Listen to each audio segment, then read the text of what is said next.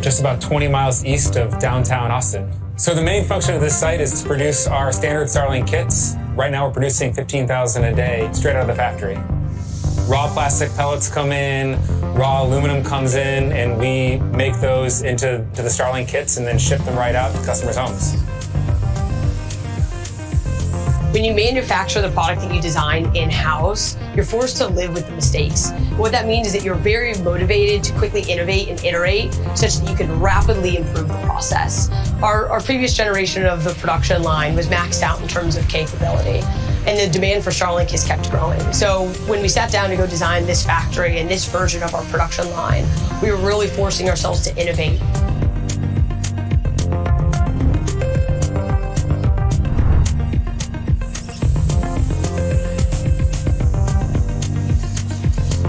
The future of this factory is growth. We're in the middle right now of constructing an expansion to our current factory. We're going to add over 1 million square feet of manufacturing space over the course of this year and allow us to continue to insource more of our manufacturing processes so we can continue to go from raw material to completed kit within the walls of this factory. I can't understate the hard work of all the employees at this factory who've made this a reality.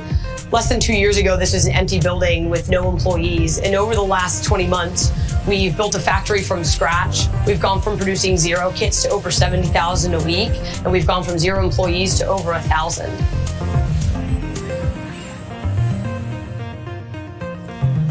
And it is incredible to see all of the tech in that facility that will help millions of people around the world the way they want to use it and the way that they need to use that technology. Definitely a lot of good things to come from our Bastrop facility. And while we're talking about the infrastructure that enables us to do all of these amazing things, you've probably seen some changes recently around Starbase. Coming online this year is the second tower at Starbase, and this tower has redesigned chopsticks and is built to accommodate the next generation of Starship and Super Heavy. It will have a redesigned launch mount and flame diverter system built to be rapidly reusable and hardy enough to withstand hundreds of launches at a time. Now, over at the production site down the road, we're also building a new integration and refurbishment facility called Gigabay. And Gigabay, as the name implies, will allow us to process more Starships at the same time over our current Megabays. But Gigabay isn't just for Texas. If that weren't exciting enough, we're also further expanding Starship operations into Florida, bringing production and launch capabilities to the Space Coast. As Starship flight testing, development, and launch cadence continues to pick up pace at Starbase in Texas, over in Florida, we're building a Gigabay as well. Gigabay will stand 380 feet tall and will provide about 46.5 million cubic feet of interior processing space and about 815,000 square feet of workspace. Now, as environmental impact statements continue for potential Starship launches and flights from both Launch Complex 39A at Kennedy Space Center and Launch Complex 37 at Cape Canaveral Space Force Station, we plan to complete the Starship launch pad at Pad 39A this year. And pending the completion of environmental reviews, SpaceX intends to conduct the first Starship launch from Florida from Launchpad 39A later this year. Now, we're also interested in enabling Starship launches from Slick 37. And as part of this process, SpaceX has been given a limited right of entry for Pad 37 to conduct further due diligence at the site in order to move forward with the environmental impact study that's being led by the Department of the Air Force.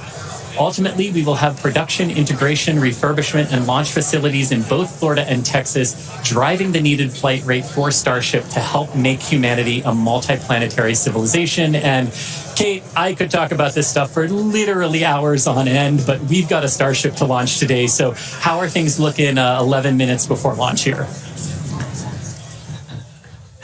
Yeah, it's pretty cool that we're getting close to go time.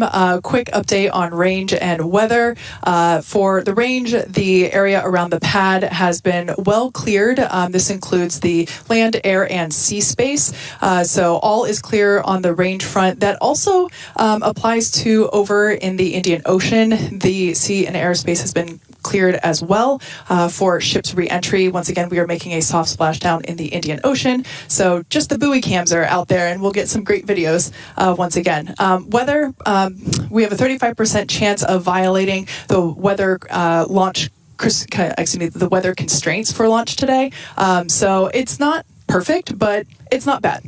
Visibility also not so awesome. We can see the tower here. We're 2 miles away from the launch pad, but visibility around the greater area might be a little challenging. Yeah. In terms of the vehicle itself, so right now you can see we're almost done loading prop on ship, almost done on booster. If you tuned in and heard earlier, we did hear talk about a flight controller hold going in. So just a reminder, all that means is we wouldn't be able to pass that T-minus 40-second mark. They're literally talking about it right now on the loops that they think they've got the problem figured out. It was an issue on the booster where we think we will be clear by about the T-minus 2-minute mark, and we will be able to move right through that T-minus 40, hopefully. Pad, which you can see. Prop load continuing. We're not holding or anything yet. Load's been going. And we're expecting that issue to clear before we get to that T-minus 40 mark. This morning, though, we did all of the usual checkouts, aligned the navigation systems, did all of our booster and ship tank purges, got them ready for prop load, chill down the pad, which you can see. All the cryo right now, things are pretty chilly out there. Prop load's been going. We just did a flap check out. We also do a wiggle check out on the chopstick arms as well. We are going to continue loading prop for about another 6 minutes. We're going to close ship at about 3 minutes, 20 seconds before launch.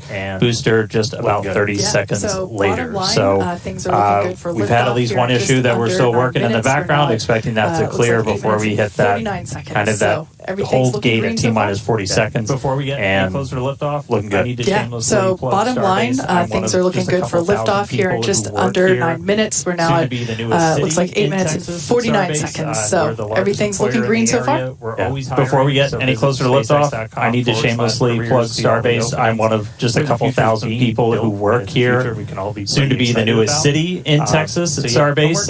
We're the largest employer in the area. We're always hiring. So visit SpaceX.com/careers, see all the openings where the future is being built, and it's a future we can all be pretty excited about. So yeah, come work here. Anyway, back to our regularly scheduled program. Let's launch a rocket.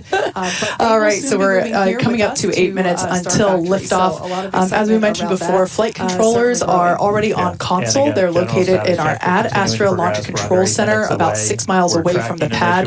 But they will soon be moving here with us to Star Factory. So a lot of excitement around that, certainly growing. Yeah, and again, general status check. We're continuing to progress. We're under 8 minutes away. We're tracking an issue with booster. We're expecting that to clear. Still looking good for launch. Speaking of booster, let's talk about catching one. The tower's 2 giant robotic arms that lift and stack Starship on a Super Heavy for final integration ahead of flight. We also use those to catch. It means we don't have any landing lights on the booster. Makes the booster lighter. Means we can throw more payload into space. Exactly. Following liftoff and after the 2 stages separate in flight, Super Heavy will return to the launch site, the same exact launch site that it lifted off from, reignite its engines to slow the vehicle down. Here we see playback from a previous booster catch. I believe that was our first booster catch. And the vehicle will slow down, tower arms will come out and catch the booster. And just like the last few times, literally thousands of different vehicle pad criteria have to be met before we bring a booster back and try to catch it. We need healthy systems on Super Heavy, on the launch tower, and we need that final manual command from the mission's flight director for the day.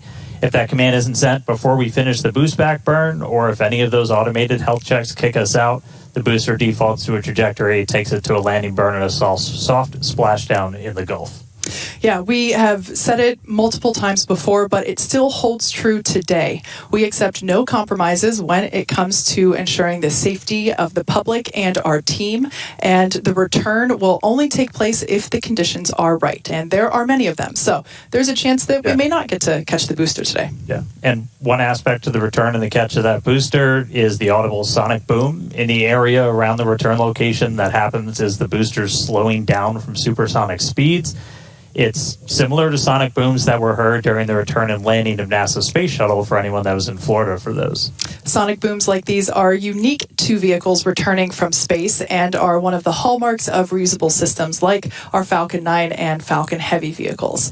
The general impact to those in the surrounding area of a sonic boom is basically a brief thunder-like noise. And I've heard sonic booms before, but I got to experience my first in-person Starship sonic boom on Flight 7, and I can confirm it's pretty fun to experience.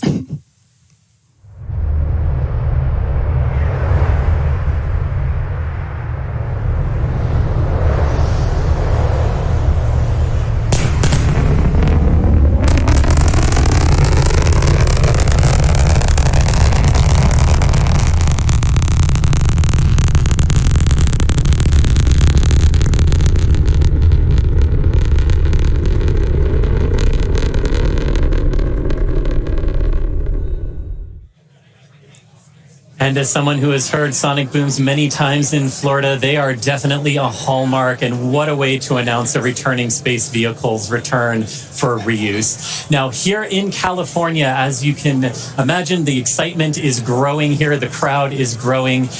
Kate mentioned our flight controllers in Ad Astra in Texas. Here in Hawthorne, we also have controllers on console in Mission Control, helping those teams in Texas monitor Starship's various systems, including the avionics and those 39 Raptor engines that were built right here in Hawthorne. Now, with 4 minutes, 30 seconds to go, Dan and Kate, how are we looking for a launch today? So we are still looking good. We're just about fully topped out on propellant on both vehicles. The closeout's going to be coming up in about a minute on ship, and then about 30 seconds later on the booster. We are still hearing chatter in the background about the booster issue that we're tracking. We may still be able to pass the hold, but if we need to hold at T-minus 40 seconds, we have several minutes that we can hang out there and work to just kind of troubleshoot those final issues before we get the go. Once we're fully loaded on prop, which is coming up soon, we've got just shy of 11 million pounds of liquid oxygen, liquid methane on both of those stages. And then once we're done, we're going to see that we're going to hear the ground lines do what's called pushback. So all of that propellant gets pushed out of those lines back to the tanks, clearing the pad for launch.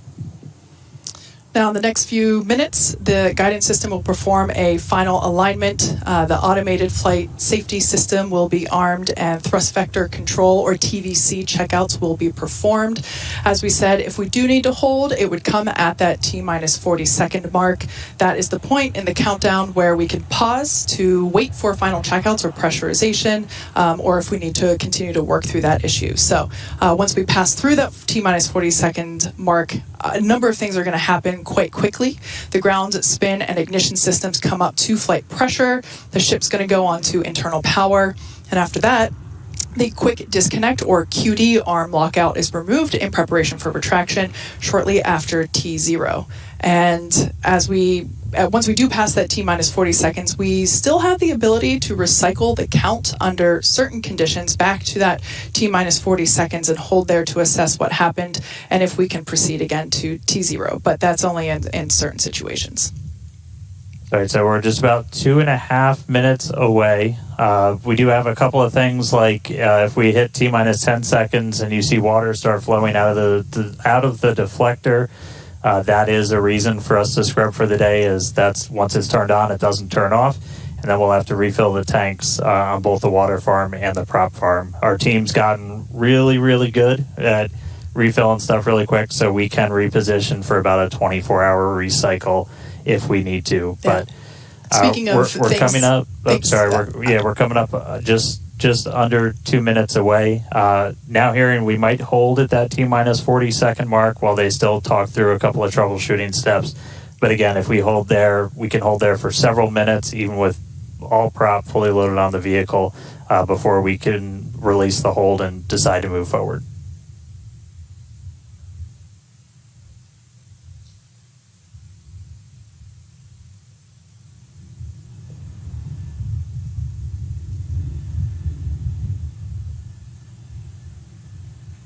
All right, less than a minute and a half away. Again, keep your eye on the clock. Look for T-minus 40. We may hold there. It's not a rocket launch unless you're talking nonstop in the background until right before you lift off. Once again, if we hold at T-minus 40 seconds, we have an opportunity to hold there for several minutes. This is unique to Starship. We don't have this ability on Falcon. As we're about 15 seconds away, we did just hear we are going to hold at T-minus 40. So look for the clock to pause when we hit T-minus 40 as they finish troubleshooting. And then we'll let you know as soon as we start hearing more, and if when that clock's gonna start rolling. So holding at T-minus 40. So the team's talking in the background, still troubleshooting. And we can hang out here for a couple of minutes.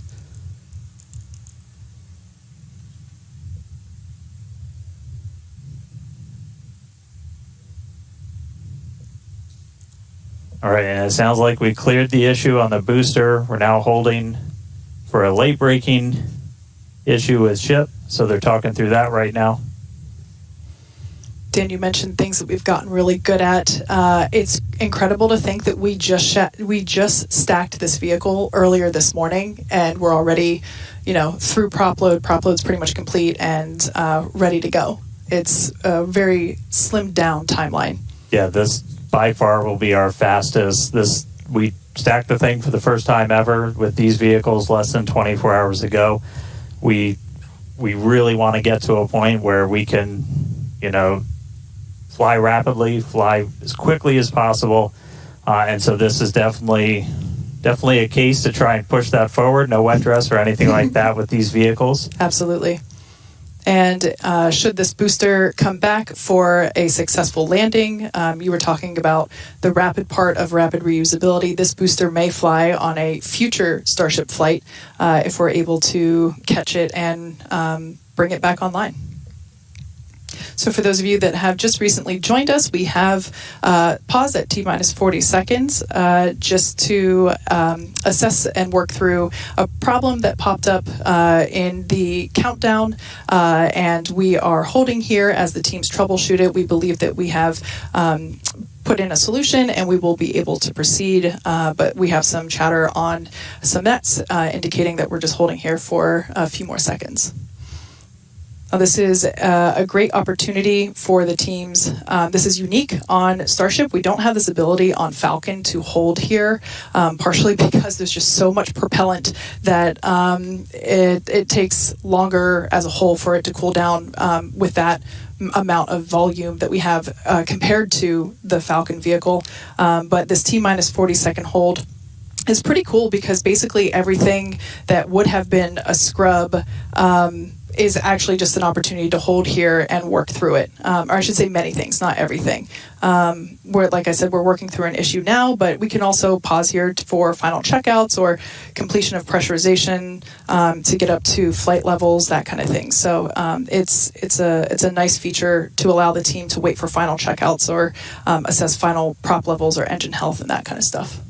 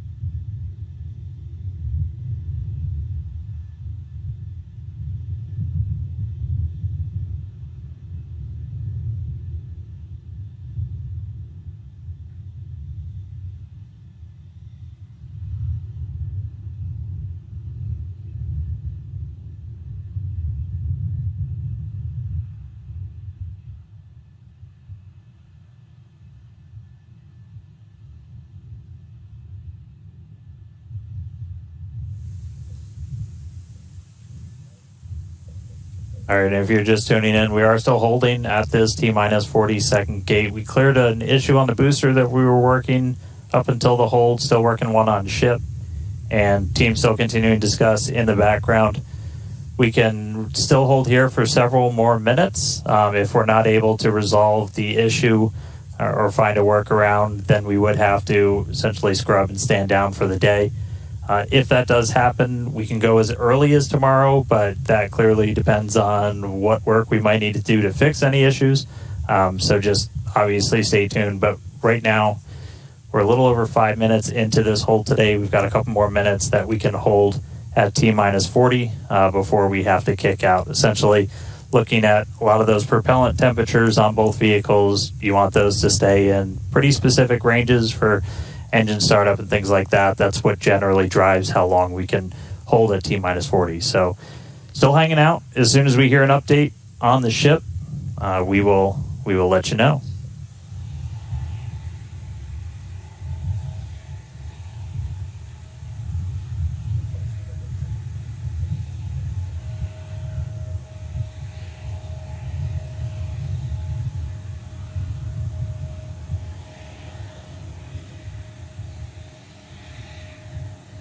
It's starting to sound like we might have a decision real soon.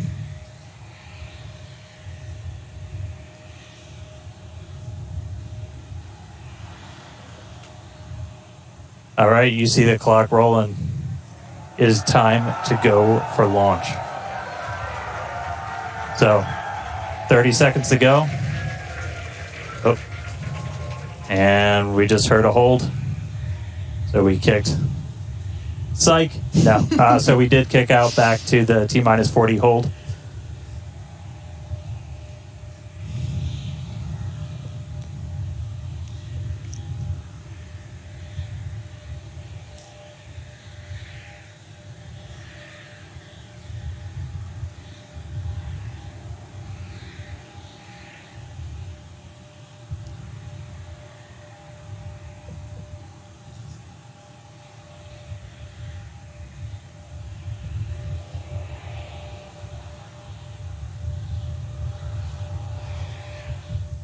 All right, so as we started counting back down, we did trip a few more holds automatically from the booster itself.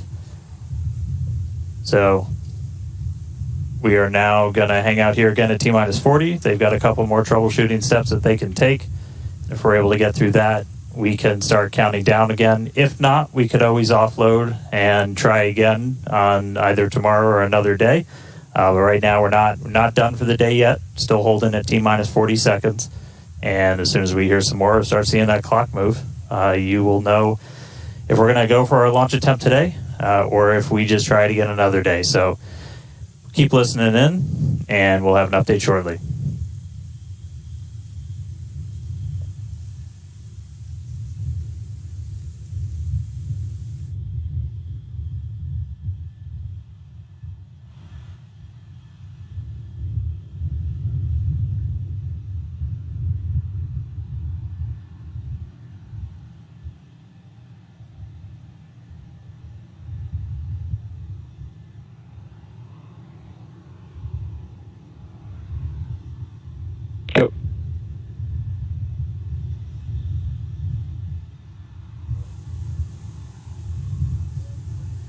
All right, and we did just hear the call. We are going to offload for today. So we had a couple of holds trip as we started counting down from T-minus 40 again.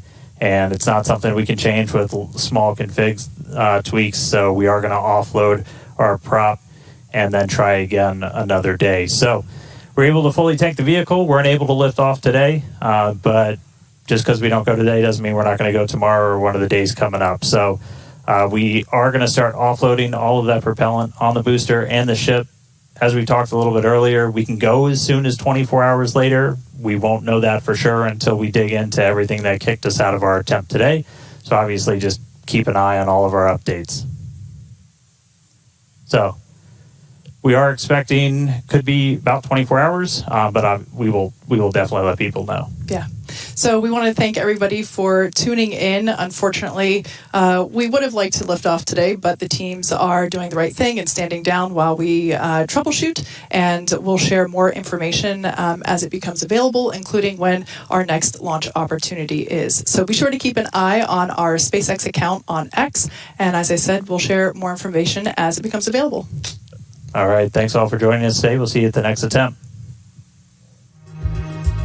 华人看世界，尽在华人资讯网好视频。